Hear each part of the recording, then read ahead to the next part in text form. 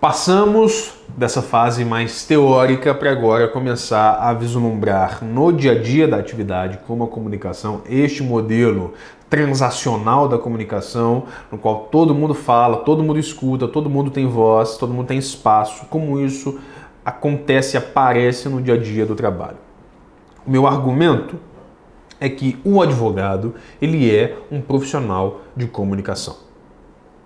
Porque, como já mencionei para vocês, comunicação faz parte fundamentalmente da atividade de um advogado e de uma advogada que trabalham basicamente com a linguagem, com desenvolver a linguagem a serviço da lei. Então isso faz muito parte da vida no advogado. E eu quero oferecer agora a vocês dois fundamentos de comunicação práticos, úteis para os advogados. Todo processo de comunicação ele tem a ver com especialmente dois fundamentos. Tem outros, óbvio, mas especialmente com dois fundamentos muito particulares e muito instigantes. O primeiro fundamento é conexão. Você quer ser um advogado, você quer ser uma advogada que se comunique melhor, que se comunica melhor com o cliente, com os colegas e com os decisores? Aprenda a se conectar com as pessoas. Esse é um diferencial muito importante hoje em dia. Há um livro muito legal de um autor chamado John Maxwell, um autor de liderança importante norte-americano, cujo título é exatamente esse: Todos se comunicam, poucos se conectam. Porque, como já mencionei, todos nós nos comunicamos, a nossa escolha é se faremos isso bem ou mal. Agora, poucos desenvolvem a capacidade de conexão com as outras pessoas. E pela minha experiência, é nesta capacidade que mora grande parte do nosso esforço de conversão. Você ganha ou perde uma pessoa pela sua capacidade de conexão. Isso faz muito sentido hoje porque nós estamos na era da conectividade. Nós estamos conectados o tempo inteiro, presencial e virtualmente. Nós estamos postos em interação uns com os outros o tempo inteiro, presencial e virtualmente. Então, isso é uma marca super presente do nosso tempo e não tem como escapar disso.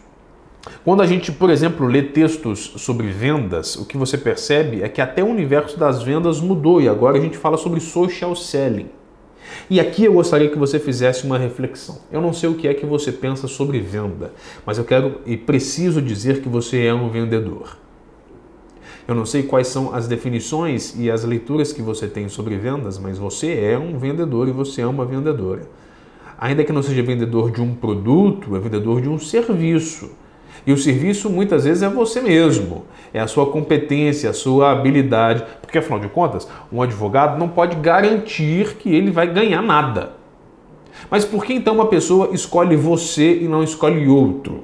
Isso acontece porque você se vendeu bem, porque a pessoa comprou você. Quem compra, antes de qualquer coisa, compra a pessoa, compra o vendedor. E você é um vendedor de imagem, de ideias, de projetos. E essa é uma perspectiva importante porque você, advogado, é um vendedor cuja tag pode ser considerada o vendedor da indução. O seu negócio é indução. É conduzir as pessoas, induzir as pessoas para que raciocinem juntamente com você. E só será possível fazer isso se conectando com as pessoas. E para se conectar com as pessoas, há pelo menos três componentes, há três níveis de conexão. O primeiro nível de conexão é o que as pessoas veem. E aqui já há algumas questões práticas. O que as pessoas veem? A dimensão visual das pessoas em relação a você. Quando as pessoas olham para você, elas identificam o quê? Bom, algumas pesquisas da neurociências e da psicologia cognitiva, especialmente, que dizem que uma pessoa decide se vai gostar de você intuitivamente em 7 segundos. Antes que você abra a boca para dizer qualquer palavra, a pessoa olha para você e tem inconscientemente uma sensação de amizade ou de animosidade. Então, para eu me conectar com a pessoa, é importante que eu me esforce nesse sentido. Que eu me apresente a ela de uma maneira visualmente simpática, visualmente próxima. Quando alguém olha para mim, vê o quê? Você mesmo, quando começou a assistir este módulo do curso, este módulo de comunicação estratégica, você intuitivamente decidiu se ia gostar de mim ou não. Então, a maneira como você se apresenta, ela é importante para construir uma conexão com o seu interlocutor. Isso pode ser aplicado ao cliente, isso pode ser aplicado ao decisor. Mas essa é uma dimensão importante. Uma segunda dimensão importante é o que as pessoas entendem, que é a dimensão intelectual. E aqui tem um elemento importante que eu gostaria de comentar com vocês, que é: nós precisamos aumentar o nosso repertório. Conversando com muitos advogados e às vezes em treinamento, consultoria de comunicação, eu percebo que vocês foram conduzidos durante a carreira, de maneira geral, à hiperespecialização. E a hiperespecialização, ela, muito embora tenha benefícios por um lado, ela traz prejuízos de outro. E a minha sugestão, meu encorajamento para você que me assiste, é que você se esforce um pouco mais na tentativa de conhecer mais, de ampliar o seu repertório, porque, repito, hoje em dia, o profissional mais valorizado, e assim será por muito tempo, é uma tendência de mercado, é o profissional que ele tenha generalistas e especialistas na sua composição. Então, é o sujeito que tem a profundidade de um especialista, mas tem a abrangência de um generalista. Ele é abrangente, mas é profundo.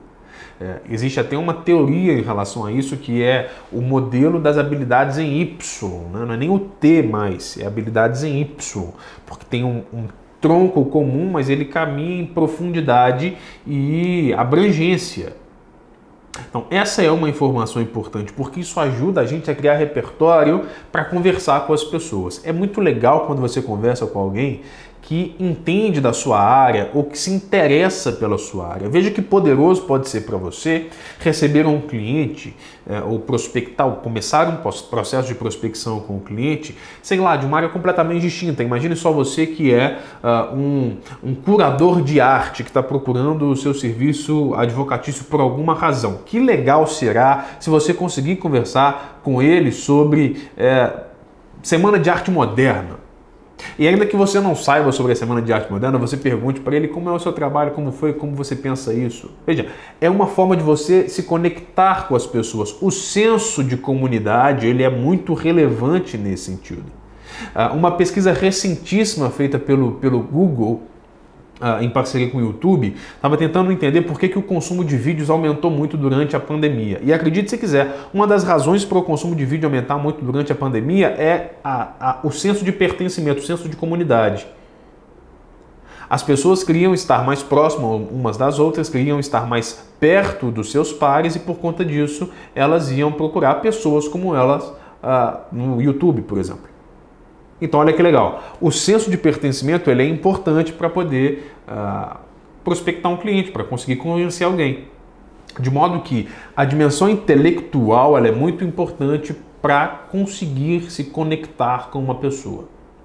Eu vou dar um exemplo pessoal. Eu não sou advogado, eu não sou graduado em Direito, eu sou jornalista e a minha atividade é comunicação, gestão e política.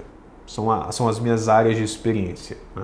Gestão de negócios, política, ladeada ali de religião e comunicação. São essas três as grandes áreas pelas quais eu percorro e faço minha carreira.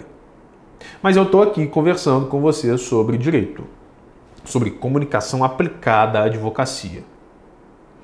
Se a gente tivesse pessoalmente aqui batendo um papo, talvez eu não saberia algumas nuances específicas do direito tributário, mas eu teria um repertório mínimo para perguntar, um repertório mínimo para poder conhecer coisas novas, para poder interagir com você nesse sentido. Então, por isso que construir repertório é muito importante, porque você abre possibilidade de construir novas relações e essas relações serem positivas para a sua atividade profissional. Então, essa é uma dimensão legal da conexão. Se conecta mais quem aumenta o seu repertório. E uma terceira dimensão importante de estabelecer conexão é o que as pessoas ouvem, a dimensão verbal, né? Como é que você se apresenta para o outro? Que tipo de vocabulário, por exemplo, você tem? Que tipo de argumento você desenvolve? Não é muito incomum encontrar profissionais do direito que falam de maneira quase incompreensível ao outro. E se você fala de maneira quase incompreensível ao outro, você obviamente não vai gerar um impacto positivo de comunicação. Então, para gerar conexão com o outro, eu preciso falar de uma maneira que seja próxima a ele.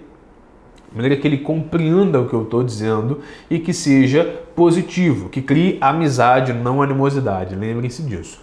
A pessoa decide, você inclusive, intuitivamente se será amigo ou inimigo, né? Se vai lutar ou se vai fugir. Então, quanto mais fácil for a sua comunicação com o outro, quanto melhor a sua estratégia para derrubar as barreiras iniciais da relação, melhor será o seu resultado. Uma maneira, uma forma de quebrar essa barreira inicial é justamente falar de modo que a pessoa, que o seu interlocutor entenda bem. Então, aqui são algumas questões que vão ajudar a gente a montar uma estratégia de comunicação para melhorar os resultados. E aí eu sugiro pelo menos 3 técnicas nesse sentido que ajudam a gente a criar conexão.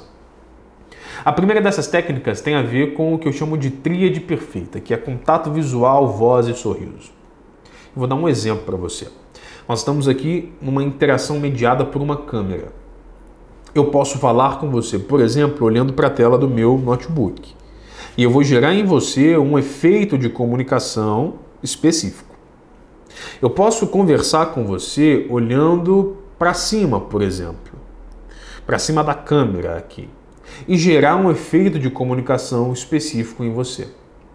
Mas se eu falo nesta interação mediada por uma câmera, olhando para a lente da câmera, é como se eu estivesse olhando para os seus olhos. E isso gera segurança, gera proximidade, gera credibilidade.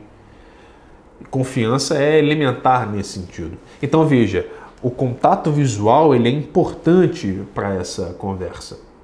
Seja mediada por uma câmera, seja face a face, uma comunicação presencial. Então, uma dica, uma sugestão, uma técnica que eu compartilho com vocês é: experimentem conversar olhando nos olhos do seu interlocutor, porque isso vai gerar uma reação de comunicação diferente, de confiança, de proximidade, de segurança, que são todos fatores importantes. Outra coisa, voz. A voz é muito importante. Eu não estou falando aqui sobre impostação de voz, sobre fantasiar uma voz que você não tem. Nem estou dizendo isso. Talvez algumas pessoas tenham problemas específicos e tenham que passar por uma fonoterapia ou algo do tipo. Mas falo em relação à maneira como você fala. Porque a voz, ainda que você não veja a pessoa, a voz te fala muito sobre quem está conversando com você. Ouça rádio. Tudo bem que hoje em dia as rádios todas têm câmera, né, e passam na internet, por exemplo, o streaming da sua programação. Mas escute rádio no seu carro, por exemplo. Você não consegue ver quem é a pessoa que está falando, mas a voz te gera, te desperta sensações. Então, usar a voz de maneira estratégica, o timbre, o volume, a velocidade, tudo isso é importante para criar conexão. Vou dar um exemplo. Imagine só que você está conversando com um decisor, um magistrado, que é uma pessoa que tem uma voz mais baixa, tem um volume menor de voz e fala de maneira um pouco mais lenta. Se você for uma pessoa que fala de maneira muito acelerada, com volume muito alto, você pode dar a impressão para esta outra pessoa que você é arrogante. Então, talvez faça sentido para você entrar no clima do seu interlocutor. Aliás, o emparelhamento é muito importante para qualquer estratégia de comunicação e negociação. A pessoa fala um pouco mais devagar, fale um pouco mais devagar. A pessoa tem um volume de voz um pouco menor, diminua o seu volume de voz um pouco, se assemelhe àquela pessoa, porque isso é importante nesse sentido. Do mesmo modo, se você está interagindo com uma pessoa que fala muito alto e que fala rápido, talvez se você diminuir demais a sua velocidade, você pode ser compreendido como uma pessoa fraca. Então tente se adequar ao seu interlocutor do ponto de vista da voz, porque isso pode te ajudar a criar a conexão. E o terceiro nesse sentido é o sorriso. O sorriso, ele fala mais que muita coisa, né?